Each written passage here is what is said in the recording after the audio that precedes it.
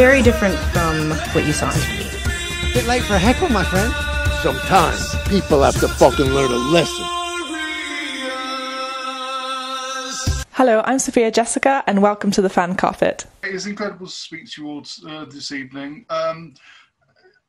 If we go back to the beginning, was there a defining moment for you to get into the film industry? To get into the film industry? Yeah. Wow. You know, the film industry is a capricious industry, and it's a liquid industry. You remember RKO Pictures, you know, Yeah. was a very, very big company at one point. Cary Grant was a very powerful movie star. Billy Wilder was an incredibly prestigious director. Everything changes. But Xerox, for the most part, IBM, you know, General Motors, most of these companies in different industries stay the same. Our industry changes. You know, I had an opportunity to work with Gregory Peck one time, and a few years later, I saw him in New York, and we were walking down the street, and nobody noticed him. And he's about 6'4", you know, you can't miss this guy. And I thought, and after that, I said to him, I can't believe that nobody recognized you. He says, but I'm not in any movies right now. And I said, but you're Gregory Peck. And he goes, well, I know that, and you know that. And he actually said to me, I know I'm a badass, but that's how it is. So just quickly, my defining moment for entering the movie business would be that particular picture, Boys from Brazil. I was 18 years old, and I flew to Portugal, and I shot there, and then I flew to Vienna, and I shot there with Laurence Olivier and Uta Hagen, and James Mason and Peck were in Portugal. So that's my particular. And you, Martin? I was at art college. I was going to be a painter, and someone said they had a roll of film down in the film unit and wanted to experiment with it. I went down there and started doing some charcoal drawings. I took a tab of acid, started playing with it. It came out really well. The shooters loved it. I thought, oh, this is a way ahead. I won't necessarily be a starving artist. MTV was kicking off. There's some way forward with animation and film. And I started doing experimental animation. I've kind of like reverse engineered from that gradually into my career and reverse back into narrative so that I can actually direct actors now. Yeah. Okay, brilliant. Okay, so what was it about Heckle that enticed you to get involved? I mean, obviously, I know you two. I know you directed it and Anthony wrote it, but what was it about the program? We'd made a short film called Blue Moon. Anthony wrote it, I directed it. It got into Screamfest LA, which is a top US horror festival.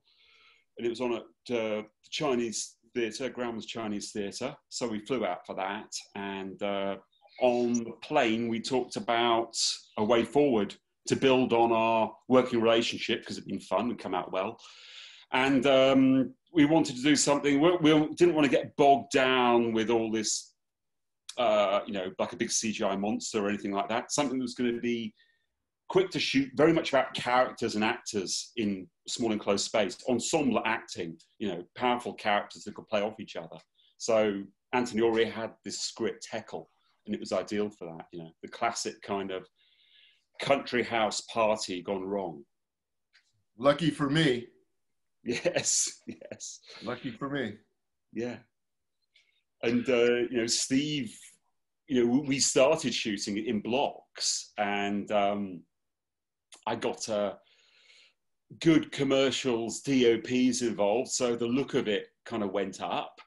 And, you know, we got good footage, and it started to snowball. And by the second or third block, we were in a position that was good enough that we could get the likes of Steve involved. Awesome. Lucky for me. Yeah. Awesome. So Steve, you've been involved in a lot of incredible work over the years. What specifically was it about your character in Heckle that grabbed you when you read the script? Well, you know, when you read a script, it's sort of like looking at a home you're going to buy online. And some people buy homes online without seeing them. But basically, you're reading something and saying, okay, now let me see the home. And, you know, is this furniture real? You know, has it been photoshopped? Is the director and the writer and the producer and the people involved, are they talented? Are they experienced? And, you know, it's a sound. You know, just listening to Martin right now, you can tell he knows what he's doing. Just, you know, for 5 minutes, he was talking. You can tell what he's doing. You can tell his background. You can tell his artistic merit, the way he, just by saying, you know, it upped the look, it increased the look of it. You can tell, if you've been around, that guy knows what he's doing. So it's sort of like somebody who builds a home and you only see one room or a closet, but you see all the joints meet, everything's clean, there's, you know, it's been taken care of. So that's what happened with our, you know, I got on the phone with Martin and Anthony, and also the producers got on the phone. They were on the phone too. And we all talked, and I could tell right away, these guys know what they're doing. They're enthusiastic about the project. They're not walking through it. This is not just a job for them. This is another piece of art and an opportunity. That's what artists do. You know, we're pretty, you know, I mean, there's a bit of selfishness to being an artist, and there's a bit of ambition. You know, that, hey man, not only are we going to shoot this thing, we're not putting it in the closet. This thing could become something. So when you hear that, you say, oh, I'm going to be able to do my best work. I'm going to be able to be who I want to be, which is, I want to be great. I want to be terrific. I want to be great in the role. I want to be directed really well. I want to, and you know, Anthony was going to be there. You could tell he was going to be on the set all the time. So, you know, there's movement in the script and the language, and the guys gave me a lot of play and encouraged me. See, that's what I thought when I was talking to them. I was talking about wigs, and I was talking about different looks, and the guys were encouraging. And in an experienced way, not in a, oh, Steve, do whatever you want. You know, we're so happy to have you. You know, this was their piece, and they invited me to join in, and I was another, you know, they were building the house, and I'm the decorator, and they, you know, they didn't placate me. They really liked my ideas. So, you know, it just grew from there for me. Brilliant. Brilliant. And do you have any memories from filming that will stick with you throughout your career? Me? Well, all of you. Oh, Anthony, you haven't been talking. I just thought maybe you want to. I loved seeing Steve go bad. You know, Short Circuit and Cocoon, all those movies. You were so nice, Steve. And I just wanted to see you. And I really did. And I'll remember that forever, seeing Steve go very bad. And it was such an exciting thing to see, because it's his acting, and he really encompassed that darkness. I found that a great memory. Yeah. Yeah. Thank you, Anthony. That was really great. Martin, it was just so great to, acting is not real. I mean, it's just not real. And you often play what your face looks like.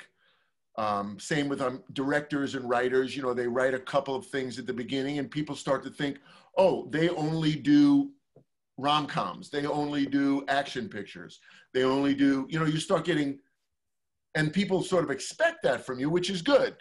Adam Sandler comes on the screen. For the most part, you're going to laugh. I mean, he'll do these serious pictures and, you have to sort of change your mode to watch him in that because you've seen him in, Little Nicky or whatever that was. But I really appreciated that I could act. And I was just telling my mother, I'm at my mom and dad's house right now, my sister, and my sister's house too. And I said, I really miss working. And, just going to get a cup of coffee, I was telling her, I do, a lot of, lately I do some jobs, and I don't like doing jobs anymore. And hopefully, I won't have to do many jobs.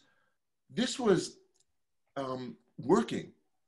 And my mom said, well, what's the difference between working and a job? And I said, well, a job is like, I do some TV show and I come on and I play some funny character and, they tell you to go sit in a chair on the side because, the leads are doing their thing or whatever. And you kind of feel shitty.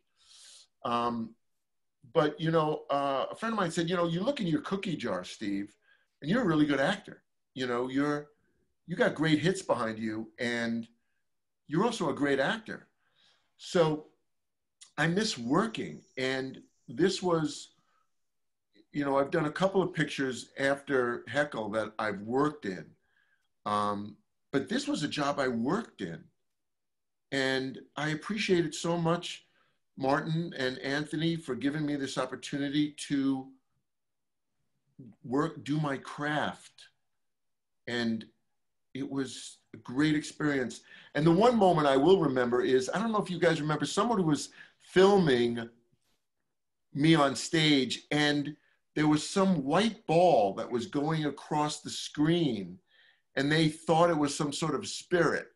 So that really just comes to mind. But the other thing is that we did a scene where my character dies, meets his demise, and we were shooting in that house. And I just thought, Martin, you just handled the camera so well, and you did the blocking and the staging so well, and we were not improvising much because we were on Anthony's script, and it just went really great. And that day I will remember always what a good shoot day that was. So that really sticks with me.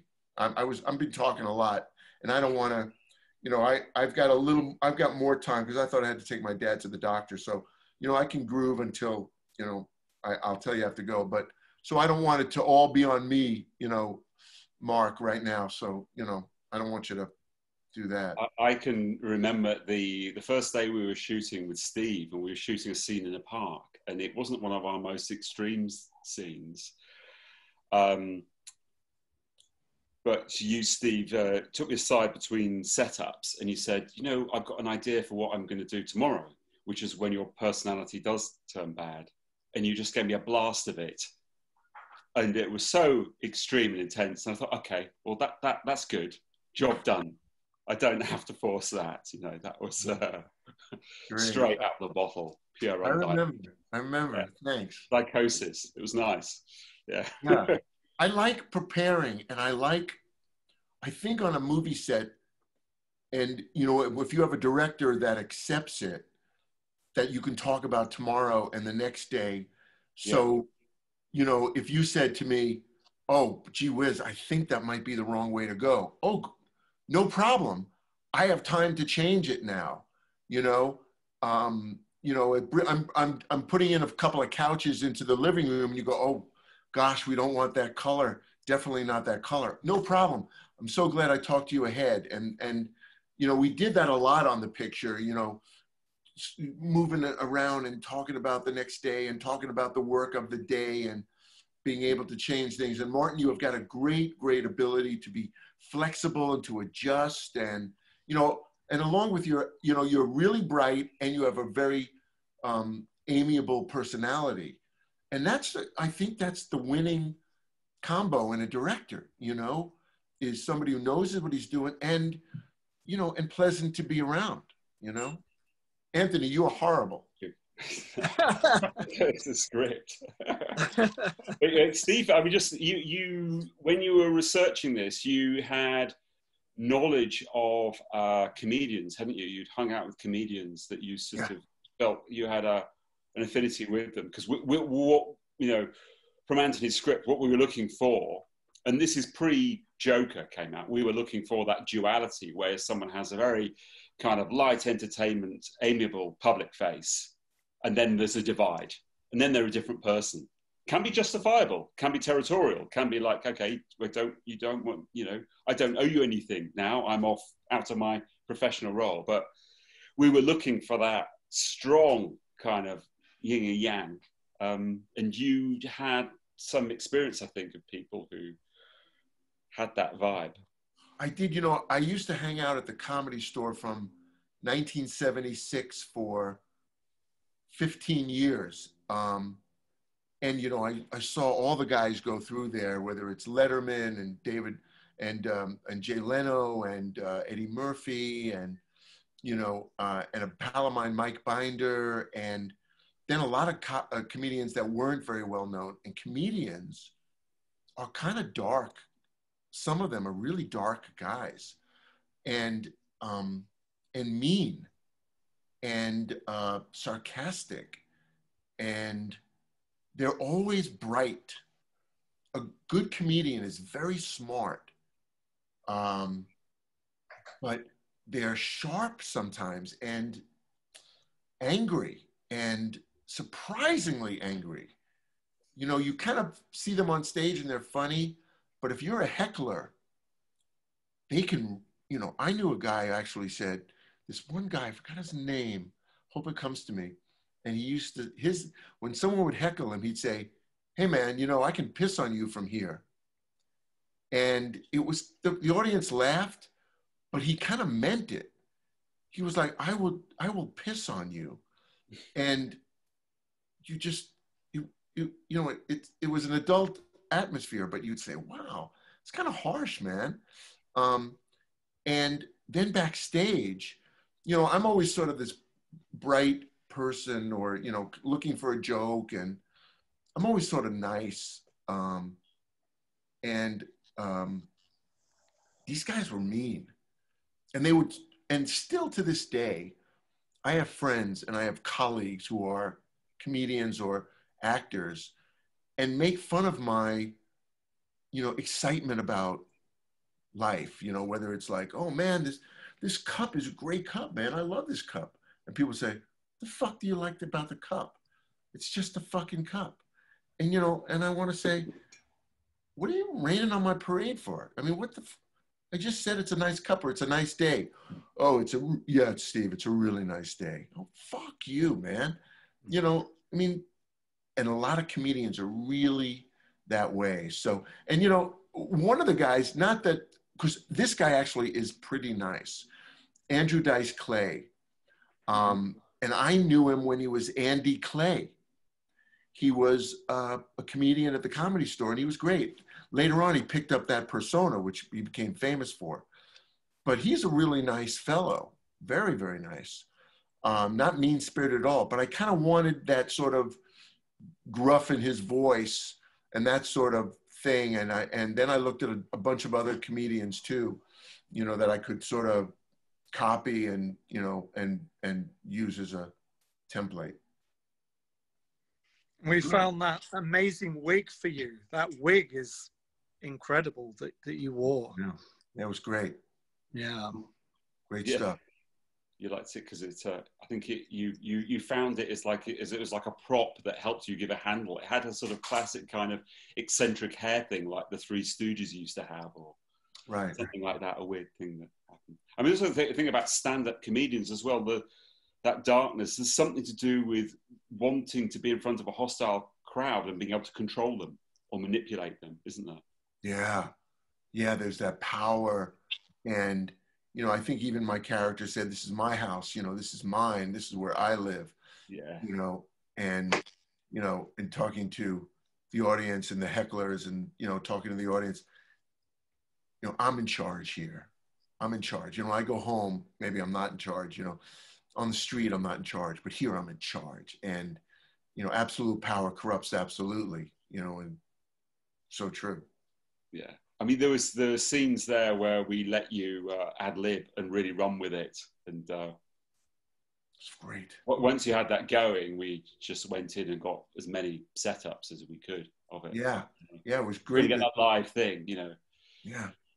It's you know, that's what's great about this kind of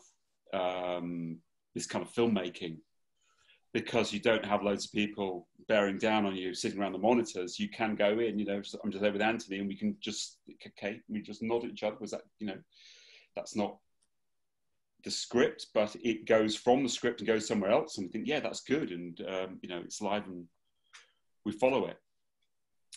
I think it's a great way of making a movie. A long time ago, a director said to me, I shoot a lot of film and it's a pile of film. And somewhere in there is my movie. And I loved working that way with you so that I could give you tons of stuff. Now I know you're not going to use all the stuff, but somewhere in there is a performance. And, you know, it was one of those rare shoots that I got to really do some jazz, you know? And somewhere in that 3 hours of me is a half hour of great stuff, you know? So I loved it. I just loved the way, and I loved it working. Like I was just telling my mom, I really miss working and being appreciated and being encouraged. You know, Martin, you know, you're an artist yourself, and you're also a leader and a boss. And it just came together just great. You know, I really would love to work with you and Anthony again. It was just so good. So good. I mean, maybe we'll have there'll be the kind of 5-hour Erich von Stroheim Heckle cuts with all the material in it. That'd be great. The Heckle aficionados. Awesome. So you've assembled the stellar cast, Steve chief among them. You've also got Toya Wilcox and Nicholas Vince in the cast. What were they like to work with? It was all good. I mean, the thing I was keen on, I like these movies like things like Howard Hawks' The Big Sleep, and movies like this that you can endlessly rewatch, where there is, down the timeline, there are these great cameos that come in. So when you watch the film again, you kind of know the plot threads going in this direction, but along the journey, there's going to be these great fun bits where you get these extraordinary kind of eccentric characters come in. And Toya pops in, and she's really cool, and she's got her style, and then Nick Vince is in there as well, and he's got his as well. So it's about getting contrasting flavors. You know, with a horror film, you just want to avoid the classic thing of a bunch of kids who are a bit vanilla, who go to a cabin and get sliced up. You know, not that I'm against those films, I love those films, but you know, we want to give it those kind of different character beats. Yeah, this was a good one. This really was a good, you know, there was it's a portrait, but not, you know, but the portrait's not the whole painting. It's sort of like one of those And, you know, I actually, when you know, the movie's not about me. I mean, my character is a loud character, but it's, you know, it's not about me, I don't think. I think that I'm sort of the reflection of the picture, of the story. But, you know, the story itself is really, you know, fantastic, you know, about a young comedian, you know, working his magic. And, you know, I think that there's a great deal of, you know, I think there's a great, you know. Yeah, I mean, we wanted, we with your comedian, with our main antagonist, as Anthony wrote him, he was a kind of Russell Brand, kind of hipster comedian who has, you know, would, for PR reasons, have a lot of his dirty laundry about in public and be quite rash about it. And he would then appeal to that kind of demographic, or that kind of smart metropolitan audience. Yours would be like a light entertainment guy from the past, when there were less TV channels, who would be like on Saturday night TV and would appeal to everyone across the family base and would keep all that darkness hidden, but then that would explode in other areas of his life. Yeah. If that's correct to say, Anthony. Yeah. Yeah, no, absolutely. Yeah. You know, we even had a different shooting style for your scenes in the past had a kind of, like, it was like light entertainment, but, you know, like with the wig and the ruffled shirts and the sort of pizzazz of it, but had that kind of distorted memory feel about it, you know, like light entertainment, like in England, you'd say End of the Pier or Saturday Night TV, but slightly gone wrong, you know, like through a haze, through a glass darkly. Yeah. That's very cool. It was, you know, he's sort of like a little bit of a lounge act, and you know, and he's all puffed up about himself too, and you know, I mean, I just, I don't know how it sounds, but I just really enjoyed the shoot so much. And as I say, I'm really lucky to have that part, because I got to really work. Was it like really good for you, Steve? Did you really enjoyed going into that extreme, you know, that extreme dark place? Man, I did. I think it must be like what it feels like to, to drive your car really fast on an early Sunday morning through the streets of Paris or London when no one's up, you know, and you get to drive as fast as you want, you know, and that's what I got to do. I got to go as fast as I wanted, as fast as I can control myself, you know. And then Martin would say, "Oh, I really like that. Let's do that again, but change it to this," you know. So not only was I, you know, I wasn't driving out of control. I had to drive really fast in control. And that was thrilling, to use my craft and my talent and my skill. Because I couldn't, you know, I couldn't hit buildings. I couldn't hit people, none of that, you know, couldn't go off the pier into the water. You know, if you're going to drive fairly fast, you've got to be in control. So I really loved it. I did, Martin. I loved it. I loved it because I was able to go very fast and be in control. Yeah, I think that's, I mean, it's the thing, because in the particular, you know, we're not going to give any spoilers, but in the particular scene where we allow you to really ad lib, it was like you were just expanding on it. You just ran with it. We watched that, and once that was there, we had all, you know, there was a scene with quite a few other characters in it as well. But once that was there, you then mapped out this whole sequence, and then with the DOP and everyone, we thought, okay, that's our map for today. That's what we're doing for today. We'll structure everything around that and capture it and make sure we cover it. So we're kind of like, that's nice, because you're being led in a different direction. Yeah. I work in animation, and that's great. The spontaneity and development and workshopping comes at different times. It's often in pre-production, in storyboarding. So everything's done in storyboarding, and but I'm not denigrating animation at all, because then you get to a stage and then you give it to an animator, but they have a space to work with. But what's nice as a different accent with this is that you could just fly off for like, I think some of those takes were like 10 minutes long. Let it flow. And then, and you say it's like jazz, it's like a solo or something that we're then following and finding a new beat and then capturing that, and then finding that this is actually really digging to a real core of the film and illuminating it. And, and you have a script, and the script's really well structured, building up to that point. And then, but then you're really exploring that deep moment there of darkness. And yeah, that's what I felt. I felt that. Cinematic. Yeah, cinematic and live and raw. Yeah, I really felt that you found a little soft spot and just dug right into it. Yeah.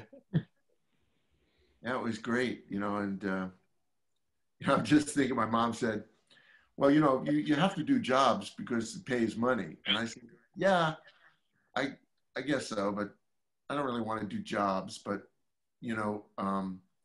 as an actor, on jobs, you don't get to go into that dark, sweet spot and just like open it up, because everybody else has got their own agenda for that particular job. But in this picture, that's what your agenda was, to get in that dark spot as much as you can. And, you sort of led me to a dark place, and there was a little darkness over there. And I went, oh man, maybe I can get my screwdriver in there and just open it up and pull it apart. Oh, man. And then rub some vinegar in it. Yeah. I really hope the picture gets seen. I remember Harrison Ford once, I heard the story that he said to his agent, he was doing a lot of movies, but nobody was seeing them. And the agent goes, well, you're doing a lot of movies. He goes, I want to be in a movie that gets seen. And you really do. You want a picture that gets seen, and people start to, you got to get lucky, that people start to glom on to it, and it starts trending, with people, that they go, oh, have you seen that? No, it's really great, Like there's this documentary on Netflix now called something with a conversation with an octopus or something to that effect.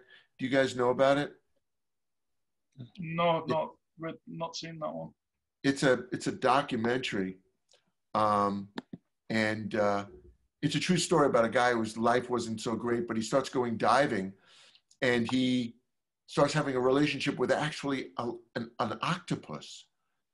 And they're smart, they're intelligent.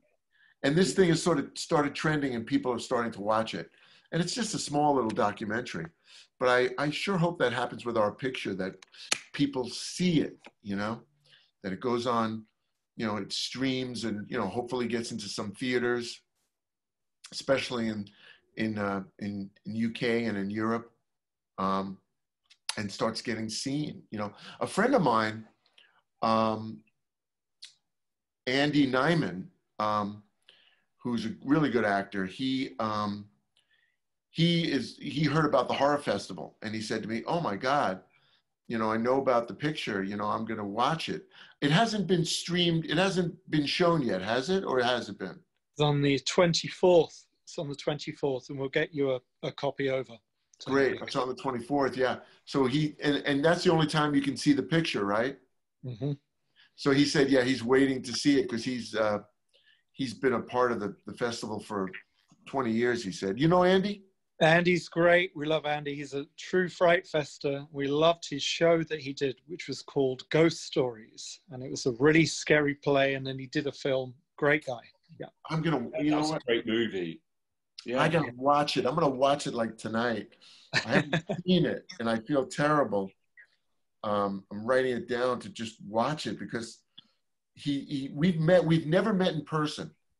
What happened with Andy was I read his book and I fell in love with it, and I got in touch with him through Twitter and we became pals.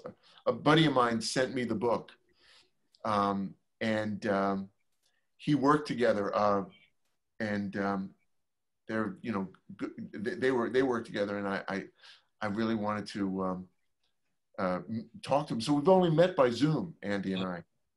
They're both great. So you've got Andy Nyman and you've got Jeremy Dyson, who's the writer of so many great ghost stories. So they're a great collaborating team. Right, Jeremy Dyson, right. Man, he's a talented guy, isn't he? Mm-hmm. Yeah, so he says he's going to watch it. Just wrote down it's on the 24th. I can't wait to watch it. Maybe I can watch it live with every. 24th is today's the 18th. Today's the 19th. So we're gonna send you a ticket. It's playing at noon. So if you don't get to see it that way, we'll work something out, because the timing on that where you are might be a bit odd, but we'll work it out. Yeah, it would be like 4 a.m. here. It's a bit odd. A bit of a harsh wake-up call. It's the 20th. Oh wow! So it's a late night movie. It's Saturday night, huh? Oh, it's Saturday night at, what did you say? It's in the UK. It's at noon, so I think. Is that a good spot in the festival? Yeah, well, it's good. Yeah. Saturday. That's a good spot. Saturday's always a good slot. Yeah, Saturday's good. Wow, can't wait. I hope people like it, man. I just hope people like it. Yeah. Do you like it? Martin and Anthony, how do you like the picture? How do you like how it came out? I mean, I watched it through the other day, and you know how something is when you're working on it for a long time, and you have your struggles, which are always part of every production, and things shift. But then when you've got a bit of emotional distance and you suddenly see it, oh, you know what? This plays nicely. Yeah, I liked it. Good. Yeah. It's a very visceral roller coaster ride. Yeah. I like that about it. Propulsive. Yeah, it's very good. And you're great in it, Steve. You're really good. Oh, man, I hope so. Yeah. Absolutely. Punch a hole in the screen. Really? I can't. Oh, I hope so. You do. Like the things I used to watch when I was a kid, like Charles Lawton or Marlon Brando. It's that kind of thing where suddenly someone's on the screen and whoa, that kind of thing. It's cool. Thank you. I mean, it's great. It really has an effect when a presence when you're there. Yeah. Wow, thank you. So happy about that. Wonderful. So on the top, it's being shown at the weekend. What are you hoping audiences are going to take away from the film when they get a chance to see it? Martin? Me, okay. I think that I want it to be an effective genre piece that plays well and sustains its time, and without giving much away, it's the move from a world of kind of hip irony into something a lot more raw and savage. Yeah, that kind of hip kitsch pop sensibility gets ripped off, and something more dark and unpleasant underneath. Yeah. Have you, Anthony? I think that's exactly right. I think, without wanting to give too much away, the train comes off the tracks in this movie, and we didn't play it so safe. And I really like that about it. And I also like that a lot about Steve's performance in it. Awesome. And you, Steve? The selfish actor in me hopes that people love the picture, and Martin and Anthony and I get to do another one because the distributor says, man, I'm making money with this thing. What else have you guys got? And so that's what I hope, because if it does, that means the picture is really great, my performance is great, and the audience loves it, and you know, they talk about it afterward, and, you know, people write articles about it. And man, this little gem came out of the festival, and everyone's thrilled to see it. And so, you know, I have my artistic goal is that people love my work and love what I did, and that people take me in a different way. You know, you always want to keep popping up different holes as an actor. So I hope that people say, man, he was really fucking good. I mean, wow, that's Steve Guttenberg. Wow, that surprised me, you know. But I really would hope that, you know, that the distributor says, you know, to Martin and Anthony, what else you got? And they, you know, asked me to come along. So that's really what I would want. That's awesome. That's awesome. So, so all of you, are there any genres that you haven't done yet that you'd like to? Huh. You know, I'm probably going to be barred from romantic comedy. That's not going to happen. Not that I think I'd be good at it. I don't know. I'd like to do a war movie. wow, cool. Not necessarily World War II. Could be more recent. Wow. You know, You'd be great at something with real dark drama to do with, I say war movie, but to do with real world politics, and but expressed cinematically, you know, in terms of action. You'd be great, Martin. You really be able to handle that. A big landscape, a big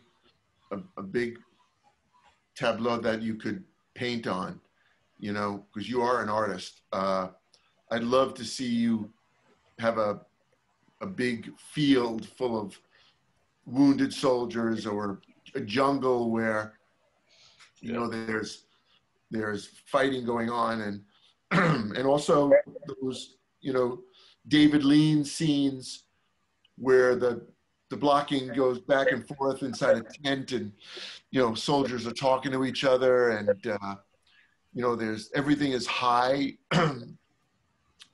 drama because there's so much at stake.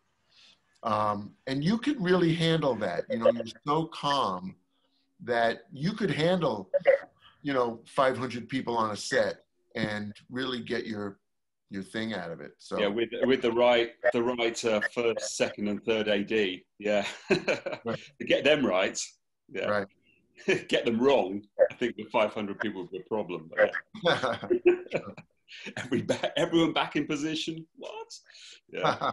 I have a taste for. I mean, what's interesting me, like, it's like with any genre, it's like when it has some real psychology behind it. I mean, we were talking the other day, I think by email, we were talking about Freaking Sorcerer and the French Wages of Fear, you know, about the nitroglycerin and how a simple cinematic conceit of people having to drive nitroglycerin that could explode at any moment across the Andes, which is as simple as a Roadrunner cartoon. Actually, in that case, the dynamic of it actually then becomes a picture of a whole world of like colonial exploitation, you know, from something very physical and cinematic, you then get a bigger picture of the whole world. Yeah.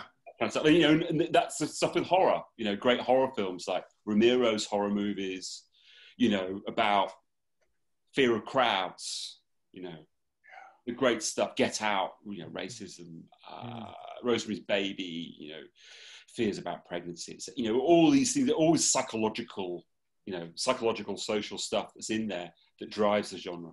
It's interesting. What was that picture?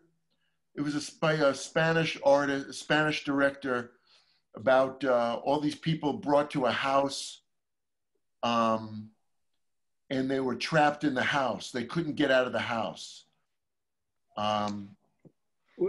The others, or not the others? No, it was a Spanish. It was a director from Madrid. Okay. recent or? No, must be 50 years old. Oh no, I like not Buñuel, not Discreet Charm of the Bourgeoisie or something like that. No, or yes, boy, it was. I was just thinking about this old director. Let's see here. Let's see. I think I wrote it down. Let's see here. I wish I had it.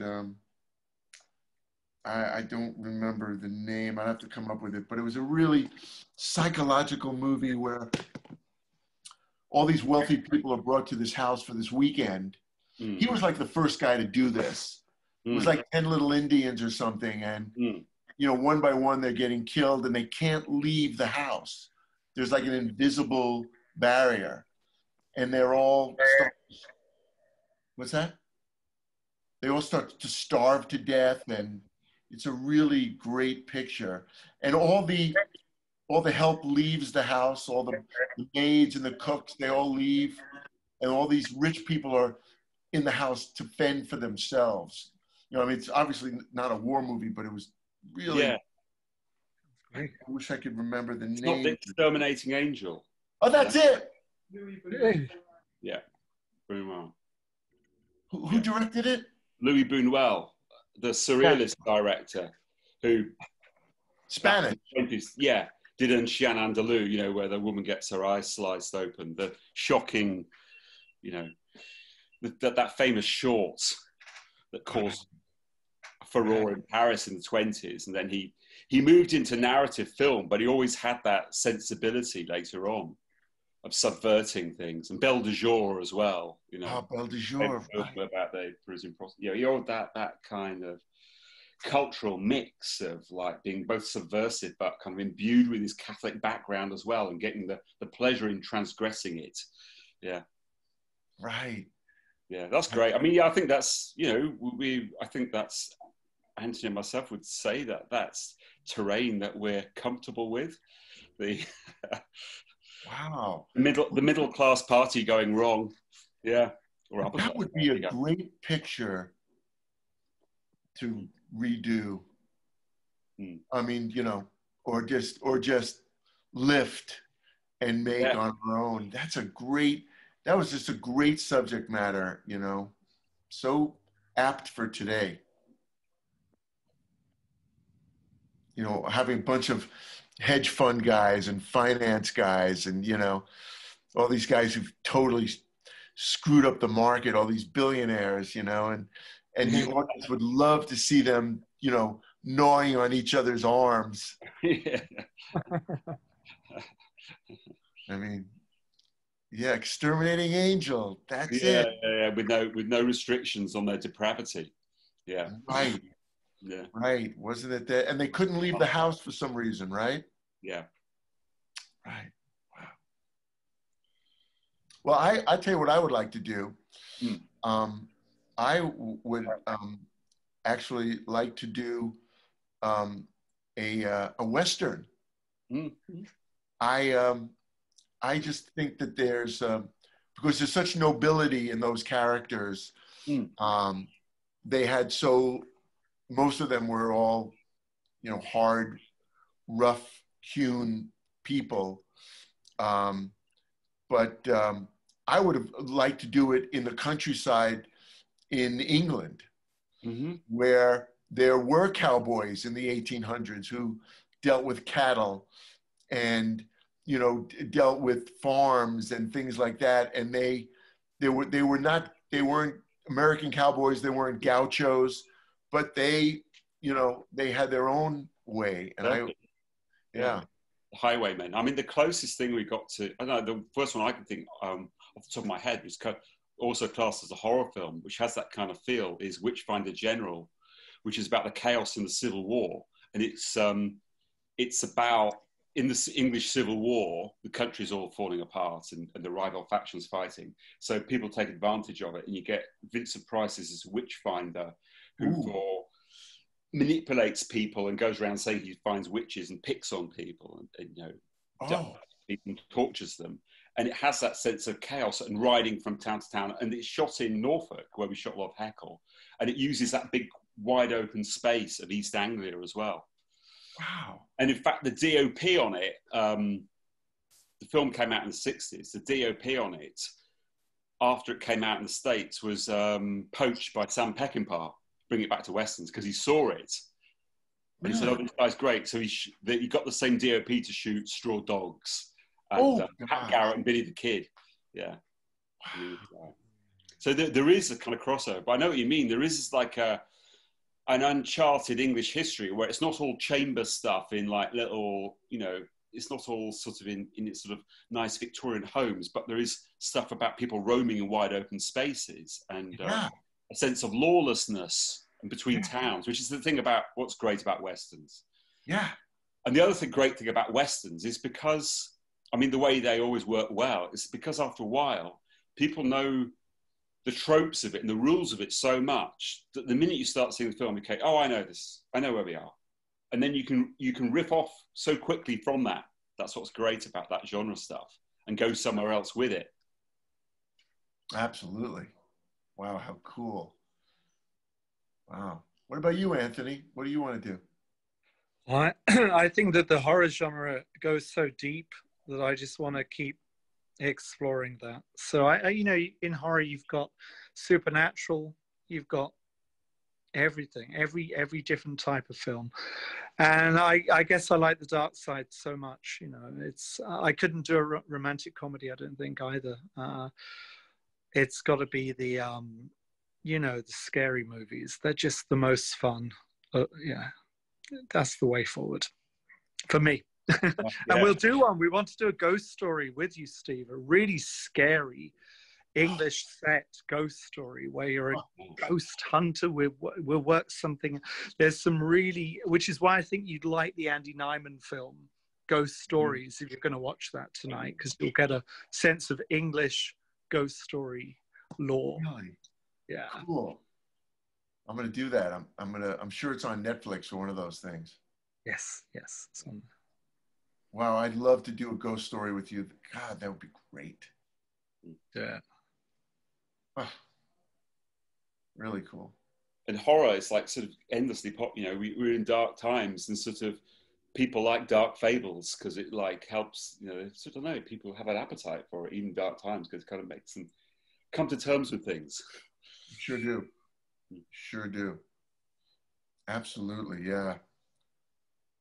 You're able to, as an audience, exercise that feeling you have. Yeah.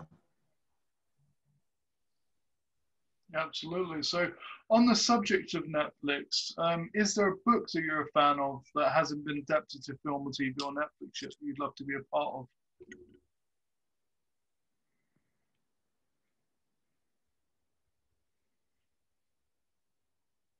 Who's that for, Mark? All of you. Yeah. A book. I'm thinking you guys go for it. Huh. A book that hasn't been adapted. It's a tough question, Mark. I can't think of. I find it's difficult because someone told me a few years ago. Often, like the best movies are made from not necessarily the best literary properties. They can be made from so short stories and stuff, or novellas. Right. I mean, a lot of things. My favorite books are things that are quite hard to film because they work so well as texts.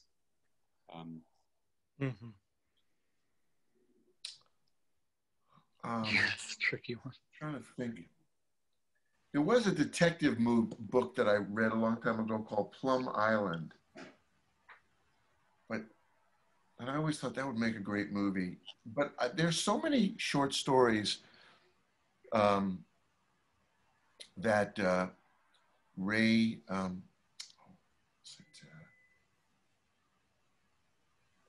Ray Bradbury? Bradbury. It was Ray Bradbury. Have so many short stories. Amazing.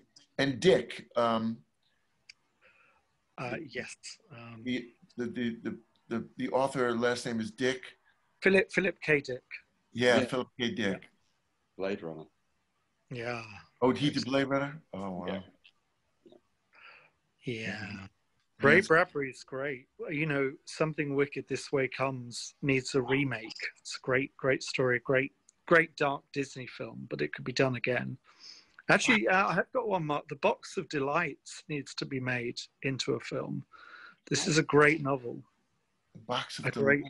Yeah, it's a TV show in the 80s, and John Mansfield, I may have got that wrong, but it would be a great film. It should be out. Wow. I'll write it down to see it. It was a television show? Yeah, The Box of Delights, and it was a big hit in the 80s. And I know that Mike, the director of Four Weddings and a Funeral, was Mike. What's the surname of that director?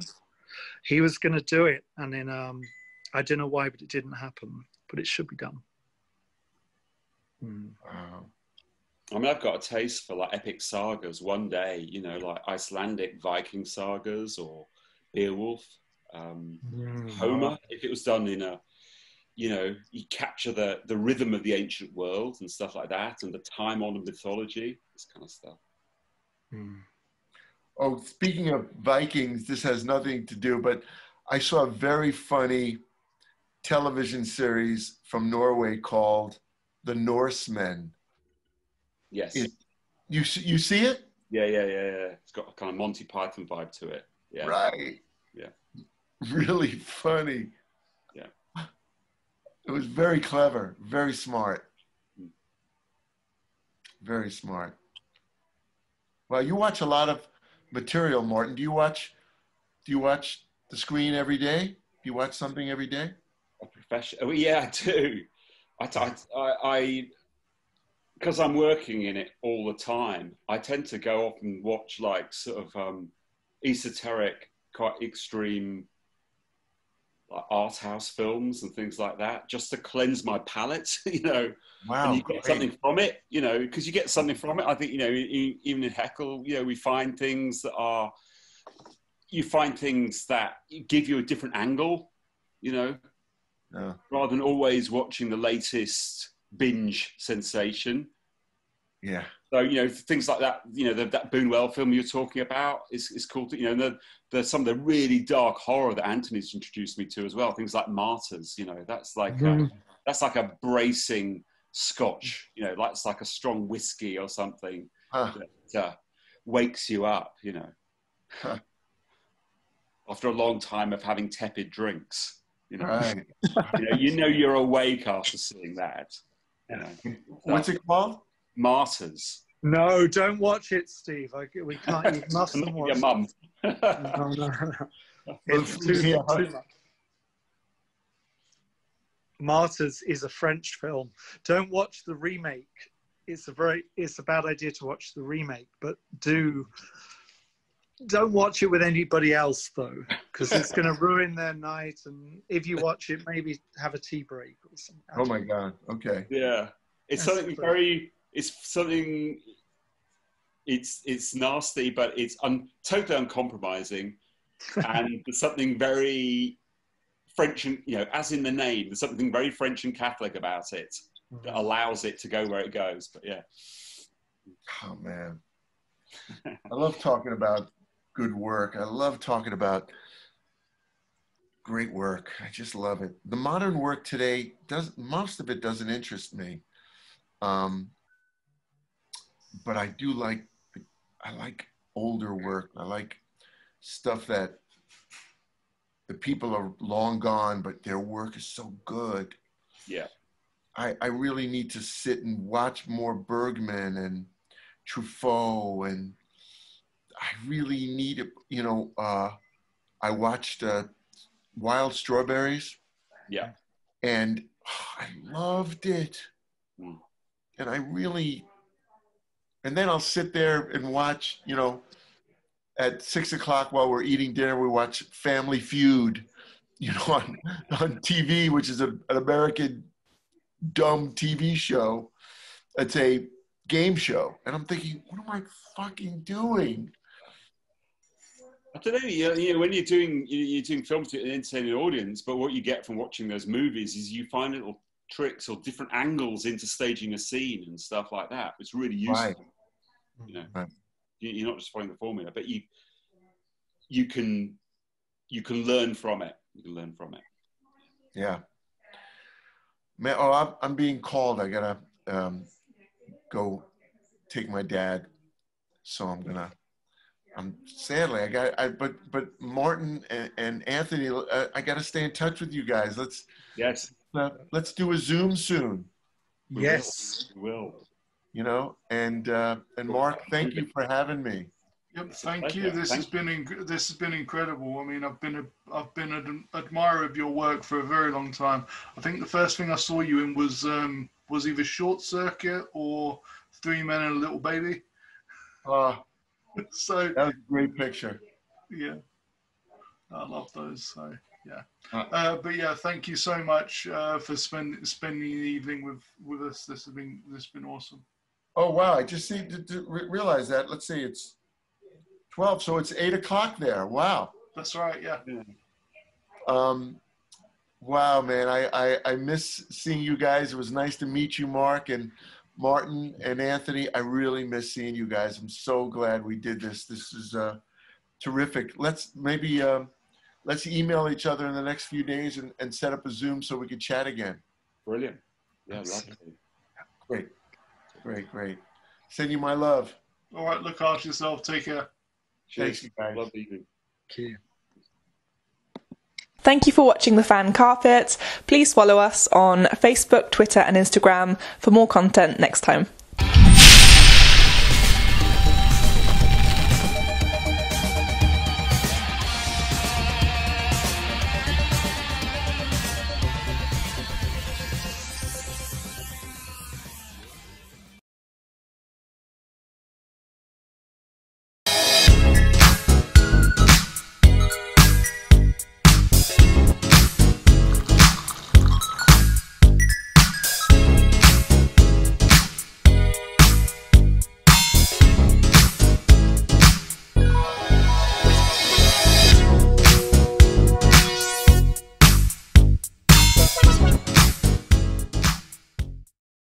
I'm here on the largest of the Balearic Islands, Mallorca. With the turquoise waters of the Mediterranean Sea, beautiful mountainous landscape, the thriving city of Palma, quaint little market towns, a growing number of luxury hotels, it's no surprise that the likes of Audrey Hepburn and Elizabeth Taylor like to holiday here. So come and join me as I take you round Mallorca.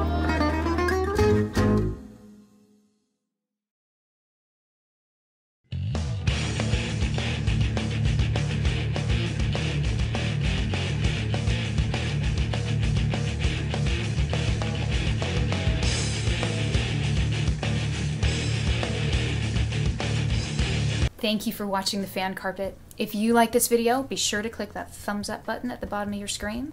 And also be sure to subscribe to the Fan Carpet YouTube channels. They're absolutely free and so much fun too. Be sure to check out the official website, thefancarpet.com. Also, you can follow us on Facebook, Twitter, and Instagram to stay up to date with reviews, competitions, the latest news, and so much more.